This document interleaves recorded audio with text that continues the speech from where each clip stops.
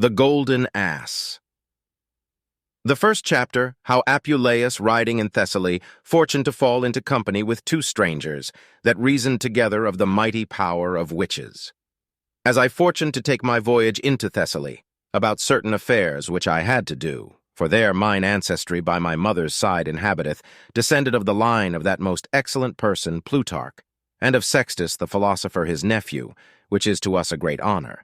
And after that, by much travel and great pain, I had passed over the high mountains and slippery valleys, and had ridden through the cloggy fallowed fields, perceiving that my horse did wax somewhat slow, and to the intent likewise that I might repose and strengthen myself, being weary with riding, I lighted off my horse, and wiping the sweat from every part of his body, I unbridled him, and walked him softly in my hand, to the end he might piss, and ease himself of his weariness and travel, and while he went grazing freshly in the field, casting his head sometimes aside as a token of rejoicing and gladness, I perceived a little before me two companions riding, and so I, overtaking them, made a third. And while I listened to hear their communication, the one of them laughed and mocked his fellow, saying, "Leave off, I pray thee, and speak no more, for I cannot abide to hear thee tell such absurd and incredible lies," which when I heard I desired to hear some news, and said, "I pray you, masters, make me partaker of your talk, that am not so curious as desirous to know all your communication. So shall we shorten our journey and easily pass this high hill before us by merry and pleasant talk." But he that laughed before at his fellow said again, "Verily this tale is as true as if a man would say that by sorcery and enchantment the floods might be enforced to run against their course, the seas to be immovable, the air to lack the blowing of winds, the Suna to be restrained from his natural race, the moon to purge his skim upon herbs, and trees to serve for sorceries, the stars to be pulled from heaven, the day to be darkened, and the dark night to continue still." Then I, being more desirous to hear his talk than his companions, said, "I pray you, that began to tell your tale even now, leave not off so, but tell the residue." And turning to the other, I said, "You perhaps that are of an obstinate mind and gross ears, mocky and contemn those things which are reported for truth. Know you not that it is accounted untrue by the depraved opinion of men, which either is rarely seen, seldom heard, or passeth the capacity of man's reason, which if it be more narrowly scanned, you shall not only find it evident and plain, but also very easy to be brought to pass." The second chapter, how Apuleius told to the strangers what he saw a juggler do in Athens. The other night, being at supper with a sort of hungry fellows, while I did greedily put a great morsel of meat in my mouth, that was fried with the flour of cheese and barley, it cleaved so fast in the passage of my throat and stopped my wind in such sort that I was well nigh choked. And yet at Athens, before the porch there called Peel, I saw with these eyes a juggler that swallowed up a two-hand sword with a very keen edge, and by, for a little money that we who looked on gave him, he devoured a chasing spear with the point downward. And after that he had conveyed the whole spear within the closure of his body, and brought it out again behind. There appeared on the top thereof, which caused us all to marvel, a fair boy, pleasant and nimble, winding and turning himself in such sort that you would suppose he had neither bone nor gristle, and verily think that he were the natural serpent, creeping and sliding on the knotted staff, which the god of medicine is fain to bear. But turning me to him that began his tale, "I pray you," quoth I, "follow your purpose, and I alone will give credit unto you, and for your pains will pay your charges at the next inny we come unto." To whom he answered, "Certes, sir, I thank you for your gentle offer, and at your request I will proceed in my tale. But first I will swear unto you by the light of this sun that shineth here, that those things shall be true, lest when you come to the next city called Thessaly, you should doubt anything of that which is rife in the mouths of every person, and done before the face of all men, and that I may first make relation to you what and who I am, and whither I go, and for what purpose. Know you that I am of Egan, traveling these countries about from Thessaly to Aetolia, and from Aetolia to Boeotia, to provide for honey, cheese, and other victuals to sell again, and understanding that at Hippota, which is the principal city of all Thessaly, is accustomed to be sold new cheeses of exceeding good taste and relish, I fortuned on a day to go thither, to make my market there. But as it often hap, I came in an evil hour, for one Lupus a purveyor had bought and engrossed up all the day before, and so I was deceived. Wherefore, towards night being very weary, I went to the bains to refresh myself. And behold, I fortuned to espy my companion Socrates sitting upon the ground, covered with a torn and coarse mantle, who was so mager and of so sallow and miserable a countenance that I scantly knew him. For fortune had brought him into such a state and calamity that he verily seemed as a common beggar that standeth in the streets to crave the benevolence of the passers-by. Towards whom, howbeit he was my singular friend and familiar acquaintance, yet half in despair, I drew nigh and said, Alas, my Socrates, what meaneth this? How fareth it with thee? What crime hast thou committed? Verily there is great lamentation and weeping for thee at home. Thy children are in ward by decree of the provincial judge. Thy wife, having ended her mourning time in lamentable wise, with face and visage blubbered with tears in such sort that she hath well nigh wept out both her eyes, is constrained by her parents to put out of remembrance the unfortunate loss and lack of thee at home, and against her will to take a new husband. And dost thou live here as a ghost or hog, to our great shame and ignominy? Then answered he to me and said, O my friend Aristomenes, now perceive I well that you are ignorant of the whirling changes, the unstable forces, and slippery inconstancy of fortune. And therewithal he covered his face, even then blushing for very shame, with his rugged mantle, insomuch that from his navel downwards he appeared all naked. But I, not willing to see him any longer in such great misery and calamity, took him by the hand and lifted him up from the ground, who, having his face covered in such sort, Let fortune, quoth he, triumph yet more. Let her have her sway and finish that which she hath begun. And therewithal I put off one of my garments and covered him. And immediately I brought him to the bain and caused him to be anointed, wiped, and the filthy scurf of his body to be rubbed away. Which done, though I were very weary myself, yet I led the poor miser to my inna, where he reposed his body upon a bed, and then I brought him meat and drink, and so we talked together. For there we might be merry and laugh at our pleasure. And so we were, until such time as he, fetching a pitiful sigh from the bottom of his heart, and beating his face in miserable sort, began to say, The third chapter. How Socrates, in his return from Macedony to Larissa, was spoiled and robbed, and how he fell acquainted with one Mero, a witch. Alas, poor miser that I am, that for the only desire to see a game of trial of weapons, am fallen into these miseries and wretched snares of misfortune. For in my return from Macedony, whereas I sold all my wares and played the merchant by the space of 10 months, a little before that I came to Larissa, I turned out of the way to view the situation of the country there, and behold, in the bottom of a deep valley, I was suddenly environed with a company of thieves, who robbed and spoiled me of such things as I had, and yet would hardly suffer me to escape. But I, being in such extremity, in the end was happily delivered from their hands, and so I fortuned to come to the house of an old woman that sold wine, called Meroe, who had her tongue sufficiently instructed to flattery, unto whom I opened the causes of my long peregrination and careful travel, and of mine unlucky adventure.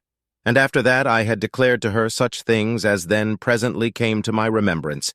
She gently entertained me and made me good cheer, and by, being pricked with carnal desire, she brought me to her own bedchamber, whereas I, poor miser, the very first night of our lying together, did purchase to myself this miserable face, and for her lodging I gave to her such apparel as the thieves left to cover me withal. Then I, understanding the cause of his miserable estate, said unto him, In faith thou art worthy to sustain the most extreme misery and calamity, which hast defiled and maculated thine own body, forsaken thy wife traitorously, and dishonored thy children, parents, and friends, for the love of a vile harlot and old strumpet.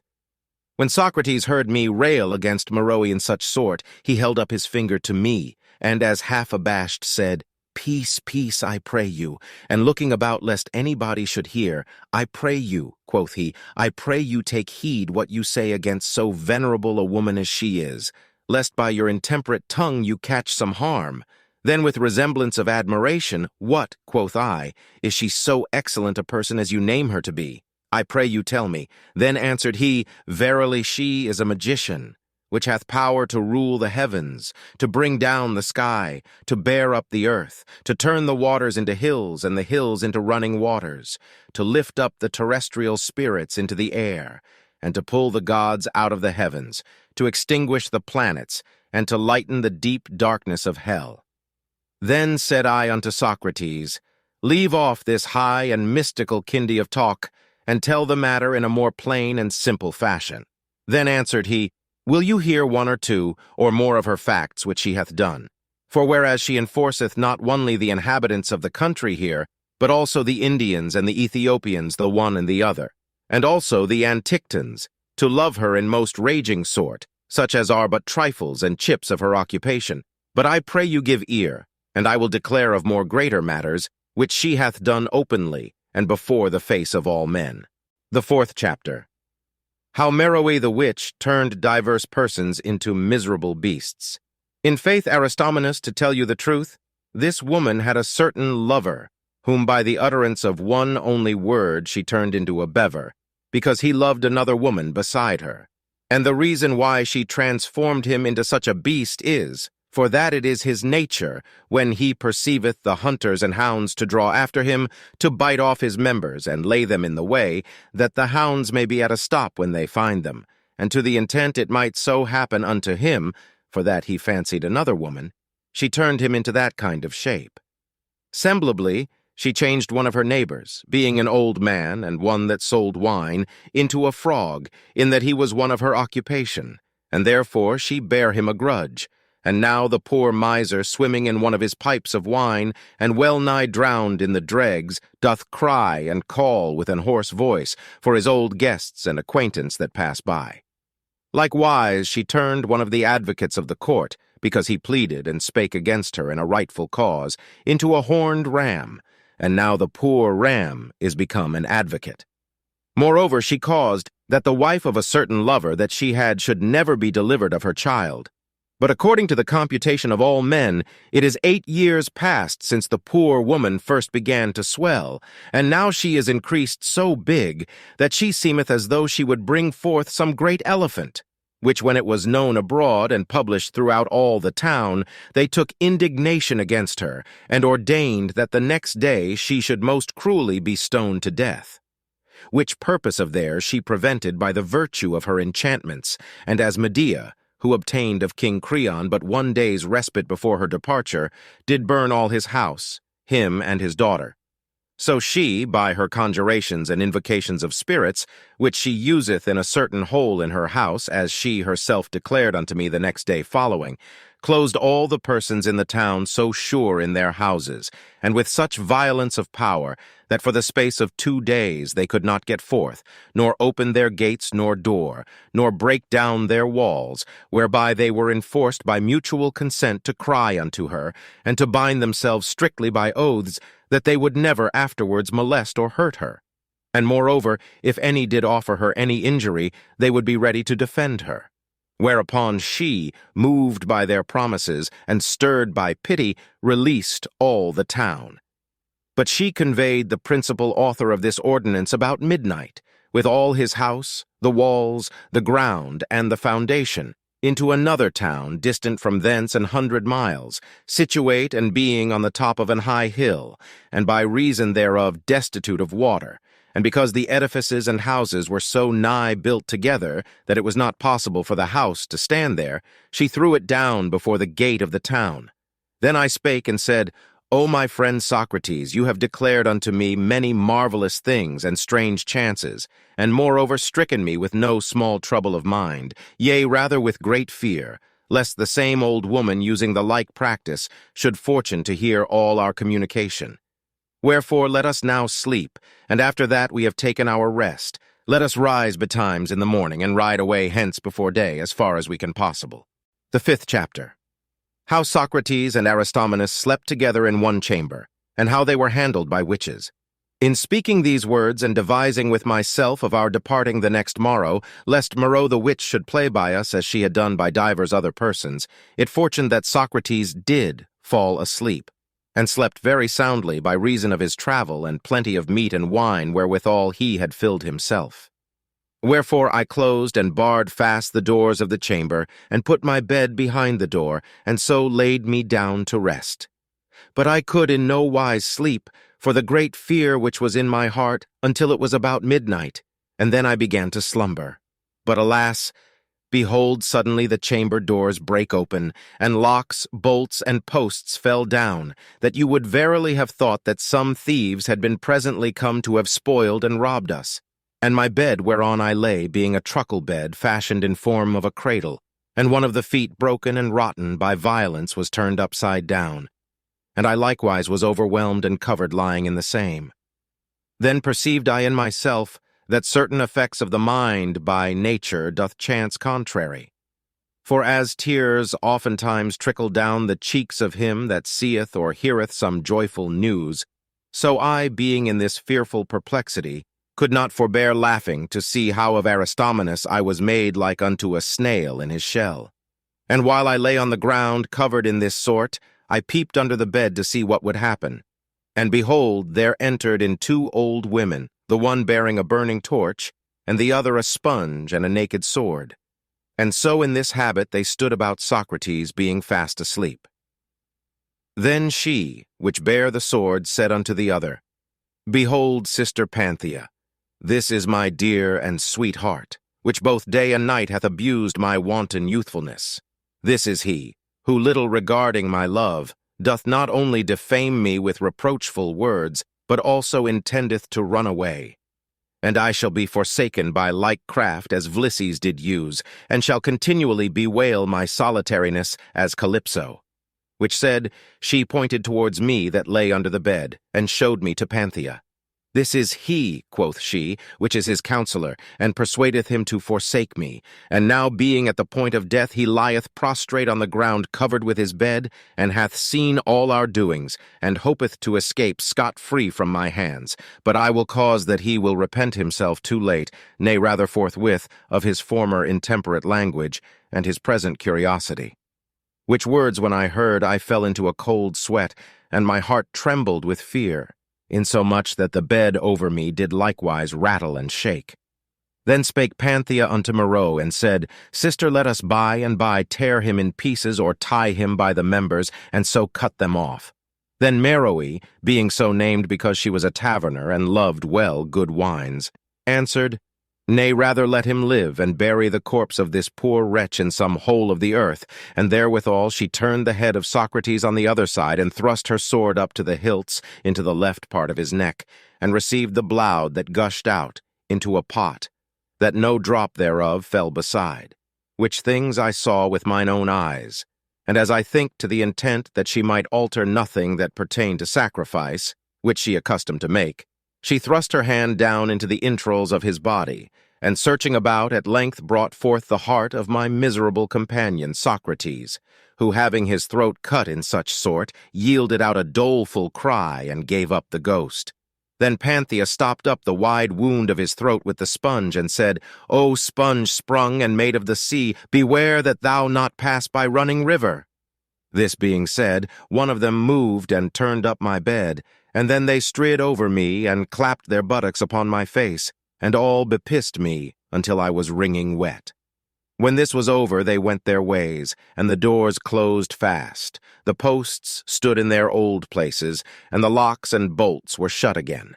But I that lay upon the ground like one without soul, naked and cold, and wringing wet with piss, like to one that were more than half dead, yet reviving myself, and appointed as I thought for the galloways, began to say, Alas, what shall become of me tomorrow, when my companion shall be found murdered here in the chamber? To whom shall I seem to tell any similitude of truth, when as I shall tell the truth indeed? They will say, If thou wert unable to resist the violence of the women, yet shouldest thou have cried for help? Wouldst thou suffer the man to be slain before thy face, and say nothing? Or why did they not slay thee likewise? Why did they spare thee that stood by, and saw them commit that horrible fact? Wherefore, although thou hast escaped their hands, yet thou shalt not escape ours. While I pondered these things with myself, the night passed on, and so I resolved to take my horse before day, and go forward on my journey. Howbeit the ways were unknown to me, and thereupon I took up my packet, unlocked and unbarred the doors. but those good and faithful doors, which in the night did open of their own accord, could then scantly be opened with their keys. And when I was out, I cried, O Sirrah hostler, where art thou? Open the stable door, for I will ride away by and by. The hostler lying behind the stable door upon a pallet and half asleep. What, quoth he, do you not know that the ways be very dangerous? What mean you to rise at this time of night? If you perhaps guilty of some heinous crime, be weary of your life, yet think you not that we are such sots that we will die for you. Then said I, It is well nigh day, and moreover, what can thieves take from him that hath nothing? Doest thou not know, fool as thou art, if thou be naked, if 10 giants should assail thee, they could not spoil or rob thee? Whereunto the drowsy hostler, half asleep, and turning on the other side, answered, What know I whether you have murdered your companion whom you brought in yesternight, or no, and now seek the means to escape away? O Lord, at that time I remember the earth seemed ready to open, and methought I saw at hell gate the dog Cerberus, ready to devour me. And then I verily believed that Meroe did not spare my throat, moved with pity, but rather cruelly pardoned me to bring me to the gallows. Wherefore I returned to my chamber, and there devised with myself in what sort I should finish my life. But when I saw that fortune should minister unto me no other instrument than that which my bed preferred me, I said, O bed, most dear to me at this present which hast abode and suffered with me so many miseries, judge and arbiter of such things as were done here this night, whom onely I may call to witness for my innocency, render, I say, unto me some wholesome weapon to end my life, that am most willing to die. And therewithal I pulled out a piece of the rope wherewith the bed was corded, and tied one end thereof about a rafter by the window, and with the other end I made a sliding knot, and stood upon my bed, and so put my neck into it, and leaped from the bed, thinking to strangle myself and so die. Behold, the rope being old and rotten burst in the middle, and I fell down, tumbling upon Socrates that lay under. And even at that same very time the hostler came in crying with a loud voice, and said, Where are you that made such haste at midnight, and now lies wallowing abed? Whereupon, I know not whether it was by my fall or by the great cry of the hostler, Socrates, as waking out of sleep, did rise up first and said, It is not without cause that strangers do speak evil of all such hostlers, for this caitiff in his coming in, and with his crying out, I think under a colour to steal away something, hath waked me out of a sound sleep. Then I rose up joyful with a merry countenance, saying, Behold, good hostler, my friend, my companion, and my brother, whom thou didst falsely affirm to be slain by me this might. And therewithal I embraced my friend Socrates, and kissed him. But he, smelling the stinky of the piss wherewith those haggis had imbrued me, thrust me away, and said, Cleanse thyself from this filthy odor. And then he began gently to inquire how that noisome scent happened unto me. But I, finally feigning and coloring the matter for the time, did break off his talk, and took him by the hand, and said, Why tarry we? Why lose we the pleasure of this fair morning? Let us go. And so I took up my packet, and paid the charges of the house, and departed. And we had not gone a mile out of the town, but it was broad day. And then I diligently looked upon Socrates' throat, to see if I could espy the place where Meroe thrust in her sword. But when I could not perceive any such thing, I thought with myself, What a mad man am I, that being overcome with wine yesternight have dreamed such terrible things. Behold, I see Socrates is sound, safe, and in health. Where is his wound? Where is the sponge? Where is his great and new cut? And then I spake to him, and said, Verily, it is not without occasion that physicians of experience do affirm that such as fill their gorges abundantly with meat and drink shall dream of dire and horrible sights. For I myself, not tempering my appetite yesternight from the pots of wine, did seem to see this night strange and cruel visions, that even yet I think myself sprinkled and wet with human blood. Whereunto Socrates laughing made answer, and said, Nay, thou art not wet with the blood of men, but art imbrued with stinking piss. And verily I dreamed that my throat was cut, and that I felt the pain of the wound, and that my heart was pulled out of my belly, and the remembrance thereof makes me now to fear, for my knees do so tremble that I can scarce go any further, and therefore I would fain eat somewhat to strengthen and revive my spirits. Then said I, Behold here thy breakfast. And therewithal I opened my scrip that hanged upon my shoulder, and gave him bread and cheese, and we sat down under a great plane tree. And I eat part with him. And while I beheld him eating greedily,